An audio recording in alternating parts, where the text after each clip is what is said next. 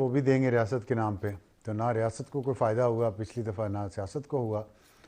और आपने पूछा ये मजबूरी में कर रहे हैं, हाँ मजबूरी में कर रहे हैं। इनको अगर मौका मिले तो अभी दुड़की लगा दें दोनों, लेकिन नहीं लगा सकते। सर क्यों मौका क्यों नहीं है, लगा दें दुड़की, किसी ने कान से पकड़ के बिठाया हुआ इन्हें।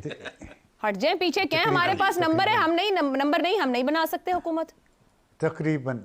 तकरीबन कान से ही पकड़ के बिठाया हुआ है, वरना दुड़की लगा चुके होते अगर हिम्मत होती। क्या कह रहे हैं अबसार साहब? दुड़की का जवाब नहीं, मैं ये कह रहा हूँ, आपने पूछा है तो मैं कह रहा हूँ।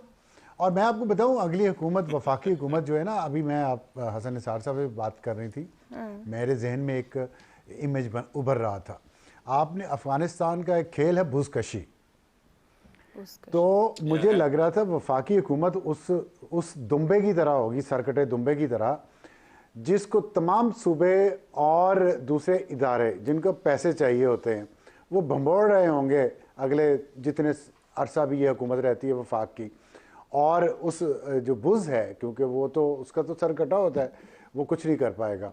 कभी कोई सूबा उधेड़ के उसे ले जाएगा, कभी ये अली अमीन गंडापुर साहब कह रहे साडा हक ऐथे रख, वो खींचेगा, पंजाब अपने फंड्स के लिए खींचेगा, सिंध में ज़ाहिर है कोलिशन गवर्नमेंट भी है, PDM 2 भी है, वो अपने फंड्स के लिए खींचेंगे। बलूचिस्तान में अलग वो अपना उसे हिस्सा चाहिए होगा। तो अजीब ही कड़मास नजर आ रहा है। नहीं सर, कड़मास क्यों होगा? पंजाब में नून लीग की हुकूमत होगी, सिंध और बलूचिस्तान में भी ये दोनों होंगे, तो 3 सूबों में तो यही हैं जो वफाक में होंगे, तो कड़मास तो ये खुद ही डालेंगे अगर डालेंगे। लेकिन तीनों सूबों में अलग अलग सियासी जमातों की हुकूमतें होंगी, ये भी आप देख लें। सिंध में पीपल्स पार्टी की होगी, पंजाब में PMLN की होगी, KPK में PTI की होगी, और बलूचिस्तान में ज़ाहिर कोलिशन होगी जिसमें शायद मौलाना साहब को भी अब हिस्सा मिल जाए। तो ये आप सोचें कि जब 18वीं तरमीम के तहत फंड्स ज़्यादातर जो हैं वो सूबों को जाएंगे और सूबे अपना अपना हिस्सा लेके अपना काम करेंगे, उन्हें परवाह नहीं होगी वफाक में क्या हो रहा है। वफाक के पास अभी भी इतने फंड्स नहीं हैं कि वो अपने डे टू डे खर्चे चला सके। वो तनख्वाहें देने के लिए उनके पास पैसे नहीं होते, सूबों को उनका हिस्सा दे के, तो वो तो तनख्वाहें तक कर्ज़ लेके देते हैं। IMF से मुआहिदा उन्होंने करना है, कंडीशन IMF की उन्होंने नाफिज करनी है, बिजली की कीमतें उन्होंने बढ़ानी हैं, पेट्रोल की कीमतें उन्होंने बढ़ानी हैं, बाहर से सरमायाकारी उन्होंने लानी है। सूबे तो हाथ पे हाथ रख के बैठे रहेंगे। हालांकि चाहिए तो ये कि सूबे खुद भी बाहर से इन्वेस्टमेंट लेके आएँ, और अगर किसी सूबे में कोई अकल आ गई और वो बाहर से सरमायाकारी लेके आएँ तो शायद वो सूबा तरक्की कर जाए। लेकिन बज़ाहिर जो लग रहा है वो PDM की हुकूमत जो है दूसरी दफ़ा आएगी, वो कोई अच्छी खबर नहीं आ रही मुझे तो। अच्छी खबर नहीं लग रही अबसार साहब को। शहजाद साहब, PDM 1 में अहम तैनातियों के बायस और जो भी हालात थे उस वक्त, 2 तैनातियां उधर होनी थी DGI और COS की, फिर पॉलिटिकल सिचुएशन, PTI जहां खड़ी थी, ये लोग साथ खड़े रहे, मुत्तहिद रहे। इससे पहले एक नाकाम तारीख मौजूद है, 2008 की बात करें, एक विफाक में दूसरे के साथ नहीं चल सके, फिर पंजाब में नहीं चल सके। अब कौन से ऐसे फैक्टर्स हैं जो मुत्तहिद रखेंगे, यानी ये निबाह बना रहेगा और चलता रहेगा? बहुत अच्छा आपका सवाल है, लेकिन इससे पहले एक छोटा सा मैरिज ऑफ कन्वीनियंस है या क्या है, आपने सवाल पूछा। तो कई शादियां ऐसी होती हैं जो कि खानदान के बड़े करा देते हैं और उसके ऊपर आपकी कोई अपनी मर्जी नहीं उस पे वो आ सकती। दूसरी बात, जब शादियां खानदान में ही होती हैं तो अमूमन खानदान के बड़े ही कराते हैं, तो इसलिए ये उस किस्म की शादी है जो कि मैं समझ गई सर। अच्छा, मेरी नजर के अंदर। दूसरी बात अब आ जाए कि इसको चलाएगा कौन। अच्छा, और कितनी देर चल सकती है, क्या इसकी पायदारी कितनी है। इसका ताल्लुक जो है, इसका ताल्लुक 2-3 चीजों से है जी।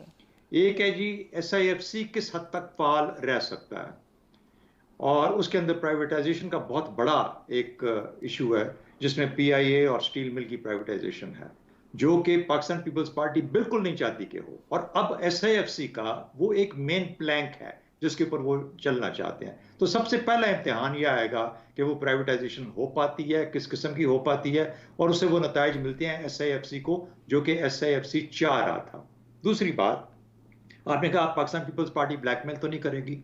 शायद PMLN चाहे कि पाकिस्तान पीपल्स पार्टी उसको ब्लैकमेल करे मुश्किल फैसलों से, तो ये भी तो एक कमाल है ना। फिर मुश्किल फैसलों की बारी आएगी, उसके अंदर बिजली है, गैस है, IMF है, फलाना है, ये है, वो है।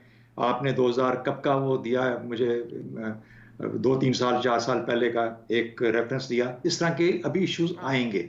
जब वो आएंगे तो फिर आपके बीच में इन दोनों पार्टनर्स के बीच में थोड़ी सी कोई आगे पीछे हिलजुल हो सकती है कि वो मेरे साथ नहीं चलता, वो नहीं मानता, इसको यूं कर लें, इसको ऐसे कर लें, वगैरह वगैरह। तीसरी बात जो सबसे बड़ी फोर्स होगा जो डिटरमिन करेगा कि किस हद तक चलेगा, वो पीटीआई का पार्लियामेंट में रवैया होगा। पार्लियामेंट में और पार्लियामेंट से बाहर किस हद तक पीटीआई एक पाल जमात के तौर पे अपना रोल अदा करती है, ये रौला पड़ा रहेगा, सड़कों पर रहेगा, सिर्फ पार्लियामेंट में रहेगा, किस हद तक रहेगा, वो डिटरमिन करेगा कि इसकी उम्र कितनी होगी आने वाली पार्लियामेंट की और आने वाली गवर्नमेंट की। दूसरी बात, देखिए एलिट्स की लड़ाई है बेसिकली, अवाम फिर बेचारे पिसे जाएंगे, ये एलिट्स आपस में लड़ेंगे, पाकिस्तान पीपल्स पार्टी, पीएमएलएन, मौलाना, फलाना, एस्टैब्लिशमेंट, आगे पीछे उनके मामलात, लड़ाई इन्हीं के बीच में रुक के रह जाएगी।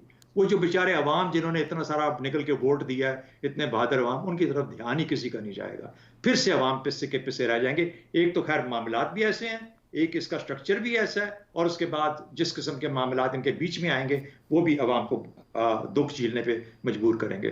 तो मेरा ख्याल है ये चीजें फैसला करेंगी जी के, लेकिन जो चलाने वाले हैं, जो गोंद होती है वो डिसाइड करती है कि कितनी जोर की एलपी लगी है। अगर एलपी का जोर हुआ तो फिर मेरा ख्याल है कि शायद कुछ अरसा निकाल ही जाए। शहजाद साहब, तो फिर आपकी गुफ्तगू यूं कंक्लूड करूं मैं कि इन दोनों के तो इख्तियार में ही नहीं, इन्होंने कितनी देर चलना है, जब तक जरूरत होगी चलाएंगे, जब जरूरत नहीं होगी तो फिर ये अलहदा हो जाएंगे। मेरे अगर ये अच्छे बच्चों की तरह चलते रहेंगे तो चलते रहेंगे, ठीक हो, और अगर अच्छे बच्चों की तरह नहीं चलेंगे तो फिर जाहिर है कहीं ना कहीं पे गड़बड़ तो आ ही जाती है।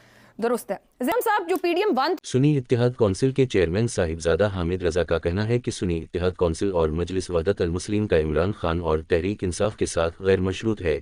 जो आज़ाद उम्मीदवार सुन्नी इत्तेहाद कौंसिल में शमूलियत इख्तियार कर रहे हैं उनके लिए वाज़ेह कर दूं कि पॉलिसी इमरान खान और तहरीक इंसाफ की होगी। निजी टेलीविजन चैनल जियो न्यूज़ के मुताबिक सुन्नी इत्तेहाद कौंसिल के चेयरमैन साहिबजादा हामिद रजा ने प्रेस कॉन्फ्रेंस करते हुए कहा कि पाकिस्तान तहरीक इंसाफ के साथ इत्तेहाद 7 से 8 साल पुराना है। सुन्नी इत्तेहाद कौंसिल, मजलिस वहदत अल मुस्लिमीन और दीगर पीटीआई के इत्तेहादी की सूरत में मौजूद हैं। उनका कहना था कि इंतखाबात से एक रोज़ कबल तहरीक इंसाफ के इंतखाबी निशान बल्ले को वापस लिया गया और उम्मीदवारों की हैसियत को आज़ाद किया गया। साहिबजादा हामिद रजा ने कहा कि ये किसी एक जमात का फैसला नहीं है, बल्कि ये तमाम जमातों की बाहमी मशावरत और इत्तिफाक राय से किया गया है। उनका कहना था कि हम रवादारी के कायल हैं, अपना मसलक छोड़ो ना और किसी का मसलक छेड़ो ना के फ़लसफ़े पर कारबंद हैं। तमाम मुसालक न सिर्फ तहरीक इंसाफ के साथ है, बल्कि पाकिस्तान की अक़लियतों का अक्सरियती तबका फ़िक्र भी तहरीक इंसाफ के साथ है।